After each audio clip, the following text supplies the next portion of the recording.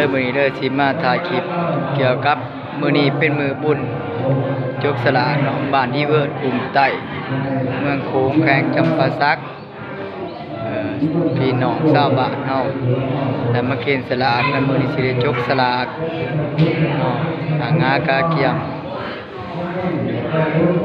แกแนวมาแต่เช้า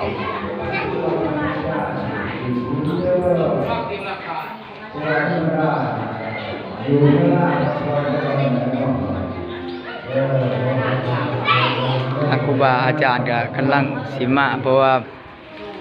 ครูบาอาจารย์เป็นว่ามาสันเพลผีเนาะมาจบสลากตอนบ่าย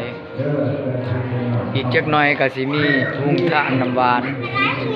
ทางประเภทเนาะประเภทครอบครัวของประเภทบ้านที่เบิดถือว่าเป็นศรัทธาของลูกหลานเพิ่นอยู่เมืองไทยสิมาเฮ็ดโรงทานคือว่าผู้ใดผ่านไปผ่านมาเข้ามาเด้อเข้ามาเอาบุญทานนำกัน